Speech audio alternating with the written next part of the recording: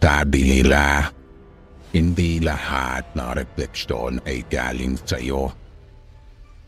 Minsan, may ibang nilalang na nakatingin pabalik. Bago natin simulan ang nakakakilabot na kwento ng antigong salamin ng Santa Monica, huwag kalimutang suportahan ang Pinas Horror Channel. I-like, i-share at mag-subscribe ka na para lagi kang updated sa mga bagong kwento ng katatakutan. Sa baryo ng Santa Monica, naninirahan si Elena. Isang dalagang mahilig mangolekta ng lumang gamit. Isang araw, nakatanggap siya ng regalo mula sa kanyang tiyahin.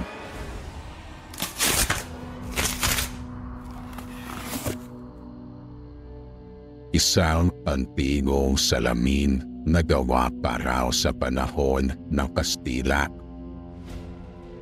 Ang kakaiba, may nakaukit sa gilid nito ng mga simbolong hindi maintindihan.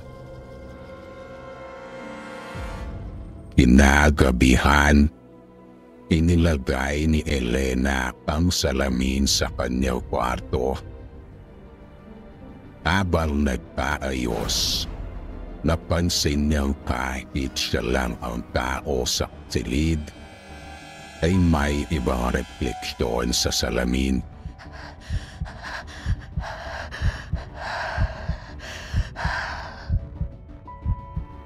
Isang babae na nakaitim na damit, nakatayo sa kanyang likod.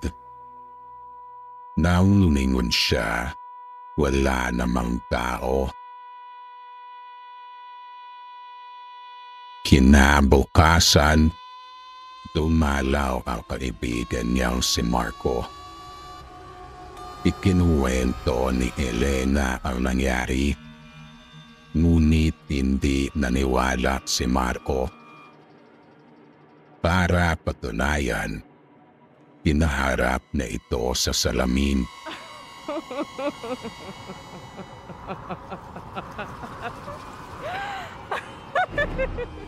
Nagulat si Marco nang makita niya rin ang babae. Ngunit sa pagkakataong ito, nakangiti na ito ng malawak at puno ng dugo ang bibig. Dahil natakot, nagtanong si Elena sa mga matatanda sa baryo. Ayon kay Aling Rosa, ang salamin ay mula sa isang lumang kumbento kung saan maraming madre ang namatay sa sunog.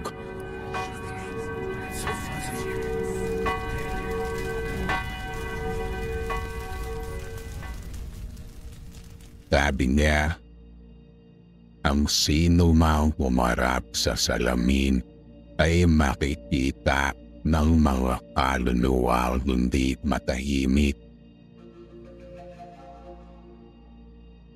Gusto sanang itapon ni Elena ang salamin. Ngunit tuwing sinusubukan niya, palaging bumabalik ito sa kanyang kwarto. Isang gabi, nagising siya at nakita ang salamin na nakatayo mismo sa tabi ng kanyang kama. Kahit hindi naman niya ito inilipat. Sa takot at inis, umarap si Elena sa salamin at sumigaw. Ano ba ang kailangan mo sa akin? Bigla siyang tinila ng refleksyon niya mismo.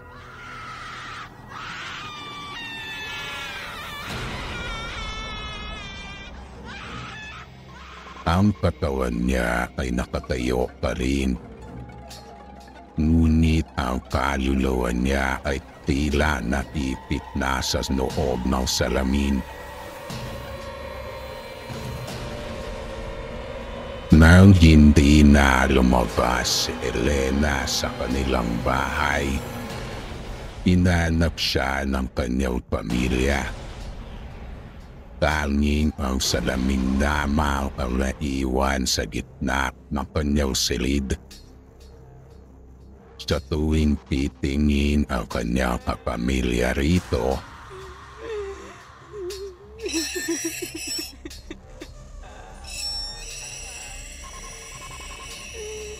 makikita nila nakatingin si Elena mula sa kabilang bahagi nito.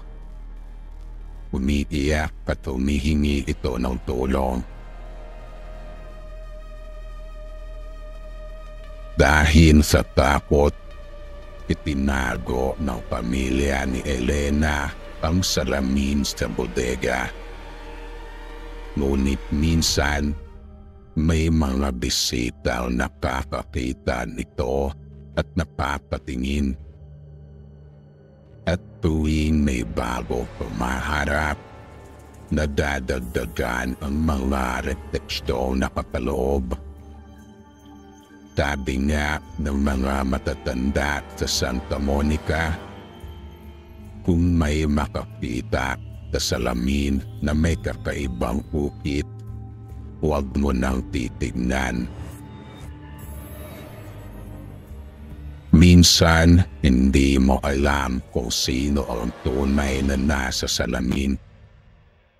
Isa lang ang sigurado. Baka hindi ikaw ang bumabalik na refleksyon.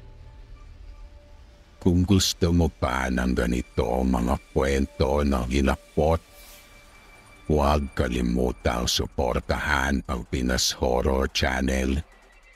I-like, i-share, at mag-subscribe para sa susunod na nakakatindi balahibo istorya.